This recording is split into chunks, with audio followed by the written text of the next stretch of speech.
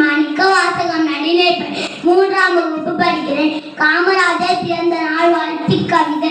ஆண்டபோது இல்லை தலைக்கணம், தமிழ்நாட்டிற்கு இந்தான் இலக்கணம். விருதுநகரிலே பிறந்தார், சுதந்திரத்துக்காக வீடு கொண்டு எழுந்தார். 9 ஆண்டுகள் சிறையில் சென்றார். கல்வியை பெரிய செல்வம் என்றார். 1000 வரிகளை தெரிந்தார். மதிய உணவு கொடுத்தார். மாணவர்கள் மத்தியில் கடவுளாய் நின்றார். அணைகள் பல கட்டி விவசாயம் காத்தார். இங்கு நித்தம் ஒரு தலைவர், என்றும் நீயே எங்கள் முதல்வர். ஜூலை 15 உன் பிறந்த நாள், எங்கள் வாழ்வில் ஒளியேற்றிய நாள். நன்றி, வணக்கம். என் பேர் மே லட்சுமி. நான் தேவகோட்டை சேர்மன் மாணிக்க வாசகம் நடுநிலைப்பள்ளியில் 8ஆம் வகுப்பு படிக்கிறேன். காமராஜர் தினர் பேச்சு. விருதுநகர் மாவட்டம் குமாரசாமி நாடார் சிவகாமி அம்மாளுக்கும் 1903 ஜூலை 15ஆம் நாள் பிறந்தவர் தான் காமராஜர். அவருக்கு நாகம்மாள் என்ற ஒரு தங்கையும் உண்டு. பள்ளி வயது வந்ததுடன் அவர் தாயார் பள்ளிக்கு அனுப்பி வைத்தார். 2 ஆண்டுகள் பள்ளி படித்தார்.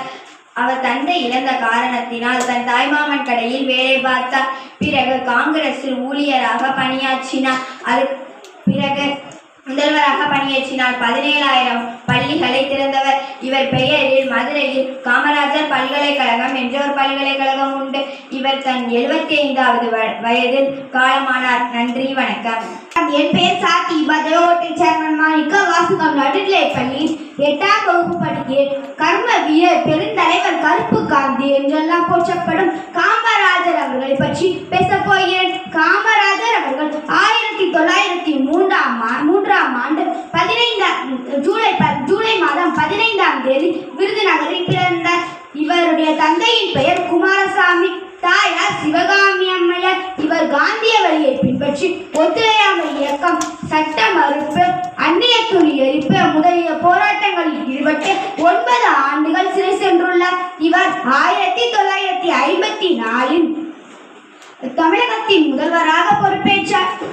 இவர் கட்டாய கல்வி, இலவச கல்வி, இலவச மதிய உணவு திட்டம் என பல திட்டங்களை ஏழை மக்களுக்காக உருவாக்கினார். நீர்ப்பாசன திட்டங்கள், அணைக்கட்டுகள், தொழில் வளர்ச்சி என காமராஜரின் ஆட்சி காலத்தில் அசத்தல் திட்டங்களால் வளமானது நாடு. இதனாலேயே காமராஜரின் ஆட்சி காலத்தை தமிழகத்தின் பொற்காலம் என்று பலர் கூறுகிறார்கள். காமராஜர் அவர்கள் 1963ஆம் ஆண்டு அகில இந்திய காங்கிரஸ் கட்சியின் தலைவராக பொறுப்பேற்றார். காமராஜர் அவர்கள் 1975ஆம் ஆண்டு அக்டோபர் 2ஆம் தேதி தன்னுடைய 72 வயதில் காலமானார். நன்றி, வணக்கம்.